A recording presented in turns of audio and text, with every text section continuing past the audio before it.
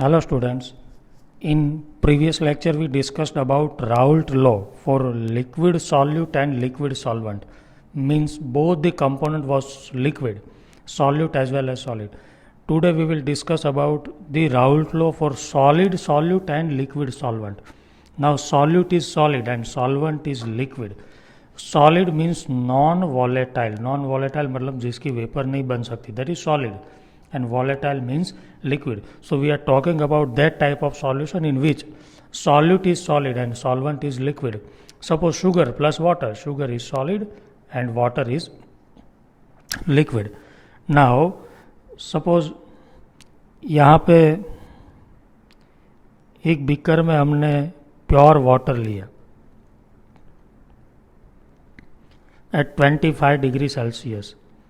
मान लो हम 298 kelvin temperature पे इस पे वाटर है 25 डिग्री सेल्सियस पे, तो ऊपर उसकी वेपर होगी. कल मैंने आपको बताया था कि वेपर क्यों होती है, क्योंकि इसके मॉलिक्यूल के बीच में कॉलिजन होते होते काइनेटिक एनर्जी, ये जो सरफेस के मॉलिक्यूल है ना, उसकी काइनेटिक एनर्जी इंक्रीज हो गई, तो धक्का लगा तो एनर्जी बढ़ गई, तो वो बाहर चले गए. अब बाहर जाने से वेपर बन गए. अब वही वेपर बाहर जाके फिर अंदर की डायरेक्शन में क्या लगाते हैं, pressure, and that is called vapour pressure. Suppose इसका वेपर प्रेशर P01 है. P0 मतलब प्योर वाटर है ना, प्योर लिक्विड. अब इसी लिक्विड में हमने शुगर डिजोल्व कर दी. अब क्या होगा, तो सरफेस पे मान लो ये पूरा वाटर के मॉलिक्यूल थे, इसमें हमने डिजोल्व की शुगर. अब इसमें ये जो बोल्ड पार्टिकल है वो शुगर के है, इसमें शुगर भी आ गई. अब शुगर के आने से क्या हुआ, सरफेस पे वाटर के मॉलिक्यूल कम हो गए और साथ में थोड़े शुगर के मॉलिक्यूल भी आ गए. अब शुगर तो नॉन वॉलेटाइल है, सॉलिड है, तो उसकी तो कभी वेपर नहीं बन सकती, सिर्फ वेपर बनेगी तो ये वाटर की. नाउ इधर वेपर बनने के लिए सिर्फ वाटर के मॉलिक्यूल मतलब मॉलिक्यूल कम हो गए. जब प्योर वाटर था, ये प्योर वाटर नहीं, it is sugar plus water, ये सॉल्यूशन है. Sugar plus water that is solution. अब इसमें वेपर बनने का रेट कम हो गया, क्योंकि यहाँ पे शुगर आ गई ना, सॉलिड है, उसकी तो वेपर नहीं बनेगी. इसमें देखिए सब मॉलिक्यूल वाटर के ही थे सरफेस पे, तो ज़्यादा वेपर बनती थी. यहाँ पे कम वेपर बनेगी. अब वेपर कम बनेगी तो वेपर प्रेशर भी कम होगा, और इस वेपर प्रेशर को हम बोलते P1 vapour pressure of solution, और P01 था वेपर प्रेशर ऑफ सॉल्वेंट. तो वेपर प्रेशर डिक्रीज हुआ क्योंकि शुगर आ गए सॉलिड फॉर्म में. तो कितना डिक्रीज हुआ, उसके लिए राउल्ट नाम के साइंटिस्ट ने एक स्टेटमेंट दिया, उसे हम बोलते राउल्ट्स लॉ. तो राउल्ट्स लॉ को हम ऐसे लिखेंगे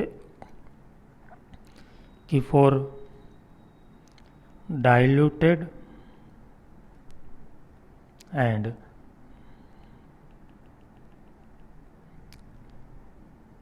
if diluted and ideal solution is prepared by dissolving the non-volatile का मतलब है solid, solute in volatile means liquid solvent, then the relative lowering of vapor pressure is equal to the mole fractions of solute present in solution. ये है Henry's law. अब आप ध्यान से देखिए, ये सॉल्यूशन जो हमने बनाया इसमें पहले ये P01 क्या था, प्योर वाटर का वेपर प्रेशर. अब ये भी वाटर की ही वेपर है, यहाँ पे शुगर की वेपर तो नहीं होगी ना, क्योंकि शुगर सॉलिड है. बट यहाँ पे वेपर कम होगी क्योंकि शुगर आ गई, तो ऊपर से वेपर बनने का रेट, यहाँ पे सिर्फ वाटर कम है ना, तो वेपर बनने का रेट कम हो गया, तो ये प्रेशर डिक्रीज हो गया। देखिए कितना डिक्रीज हुआ, तो उसके लिए राउल्ट नाम के साइंटिस्ट ने बताया कि द रिलेटिव लोअरिंग, मतलब जब हम सॉल्यूशन बनाएंगे, when we prepare a solution diluted and ideal, ये क्या है बाद में हम देखते हैं। If we prepare this solution by dissolving solid in liquid, मतलब हम जब सॉलिड को लिक्विड में डिजोल्व करके सॉल्यूशन बनाएंगे तब वेपर प्रेशर क्या होगा, डिक्रीज। कितना होगा, तो equal to the mole fraction of solute. कितना हुआ, देखिए पहले P01 था, वो ज़्यादा था ना, क्योंकि यहाँ पे सिर्फ वाटर था, यहाँ पे लेस है क्योंकि शुगर आ गई, शुगर की तो वेपर बनती नहीं है, तो चेंज कितना हुआ, P01 माइनस P1, मोर माइनस लेस। तो क्या हम ऐसे लिख सकते हैं कि P01 माइनस P1, इसे हम बोलेंगे लोअरिंग ऑफ वेपर प्रेशर, मतलब इतना डिक्रीज हुआ। बट ये राउल्ट नाम के साइंटिस्ट ने क्या बोला, रिलेटिव लोअरिंग, नॉट लोअरिंग। देखिए रिलेटिव लोअरिंग, रिलेटिव मतलब पहले की कंपेयर में, मतलब P01 की कंपेयर में, so it is relative lowering. P01 minus P1, इसका मतलब है कितना डिक्रीज हुआ, अपन P01, ये पूरे का मतलब हो गया रिलेटिव लोअरिंग। और ये कितना होगा, तो is equal to mole fraction of solute X2। It is Raoult's law, इसे हमें प्रूव करना है। ऐसे कैसे होगा, तो देखिए कल, मतलब ना, इसके पहले के लेक्चर में हमने देखा था Raoult law for liquid plus liquid में कि अकॉर्डिंग टू राउल्ट्स लॉ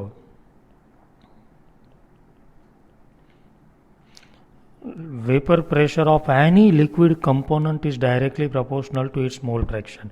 याद कीजिए पहला राउल्ट लॉ, जिसमें हमने देखा था कि वेपर प्रेशर, किसी भी लिक्विड का वेपर प्रेशर उसके खुद के मोल फ्रैक्शन को डायरेक्टली प्रोपोर्शनल होता है। अब यहाँ पे तो सिर्फ वाटर ही लिक्विड है, so vapour pressure on solution, मतलब सॉल्यूशन के ऊपर सिर्फ किसकी वेपर होगी, is due to only water. Sugar की तो होगी नहीं क्योंकि शुगर सॉलिड है, तो सॉल्यूशन पे कितना प्रेशर लगेगा, तो P1 is directly proportional to X1, क्योंकि 1 for water, water he pressure लगा रहा है ना। देखिए ये बीकर पे हमने P1 लिखा है, ये वाला कितना होगा, तो is directly proportional to mole fraction of water according to Raoult law.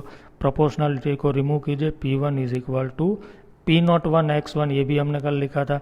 P01 मतलब ये रहा प्योर वाटर का vapour pressure. First Raoult law याद कीजिए, हमने लास्ट में नोट किया था। अब देखिए इसे हम क्या करेंगे, P1 upon P01 is equal to X1। अब आपको तो पता है X1 का मतलब होता है मोल फ्रैक्शन, मोल फ्रैक्शन मतलब मोल अपन total mole, therefore P1 upon P01 is equal to X1 मतलब N1 अपन N1 प्लस N2, ये हो गए मोल फ्रैक्शन। अब देखिए दोनों साइड को हम 1 में से माइनस कर देते हैं, सो 1 minus P1 upon P01 is equal to 1 minus N1 upon N1 plus N2, so it becomes P01 minus P1 upon P01 is equal to N1 plus N2 minus N1 upon N1 plus N2, N1 cancel, P01 minus P1 upon P01 is equal to N2 upon N1 plus N2। ये हो गया Raoult law का proof. ये देखिए equation number 1, वही तो बोला था राउल्ट ने, देखिए कि जो लोअरिंग होगा वेपर प्रेशर का वो सॉल्यूट के मोल फ्रैक्शन जितना होगा, तो ये सॉल्यूट के मोल फ्रैक्शन ही तो है N2 अपन, ये देखिए N2 upon N1 plus N2, मोल अपन टोटल मोल है, किसके मोल फ्रैक्शन है, सॉल्यूट के। तो हम इसे ऐसे भी लिख सकते हैं P01 minus P1 upon P01 is equal to X2, ये भी हम यूज़ कर सकते हैं। और हम ये भी लिख सकते हैं कि P01 minus P1 upon P01 is equal to N2 upon N1। इन नीचे से N2 कहाँ गया ये, क्योंकि हमने इनिशियली लिखा था, देखिए आप, कि solution is diluted. Diluted solution में सॉल्यूट बहुत कम होता है, तो ये क्या हो गया आप देखिए, as solution is diluted the solute is very less, so N2 is very less than N1, और इसीलिए हमने ये जो N2 था इसे नेगलेक्ट कर दिया, तो यहाँ पे सिर्फ N1 रह गया। तो तीनों में से कोई भी फॉर्मूला आप अप्लाई कर सकते, फर्स्ट, सेकंड और थर्ड। ये फार्मूला कब अप्लाई करना है, when solid solute and liquid solvent, खास याद रखना। और दूसरे एक note, lowering of vapour pressure पूछा है तो आपको लिखना है P01 minus P1, that is delta P। And relative lowering of vapour pressure पूछा है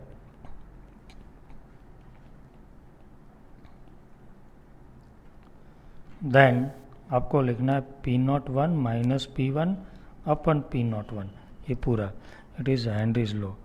अब हम देखते हैं हेनरीज लॉ की कुछ लिमिटेशंस है।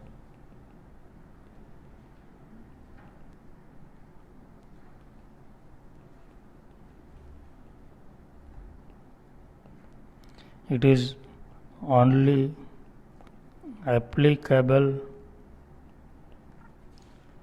to diluted and ideal solution. अब डाइल्यूटेड और आइडियल क्या होते हैं वो हम देखने वाले हैं नेक्स्ट लेक्चर में। Also it is only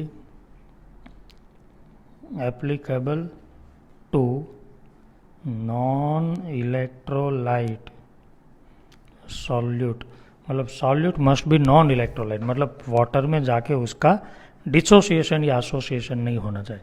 it is the limitation of Henry's law. तो ये हेनरीज लॉ हो गया, इसे आप नोट कर लीजिए। It is very important for your board examination. Theoretically भी इसकी इम्पोर्टेंस है और न्यूमेरिकल भी इसके बेस पे कुछ आएंगे जो हम सॉल्व करेंगे। नेक्स्ट लेक्चर में हम देखेंगे what is ideal solution and what is non ideal solution. Thank you.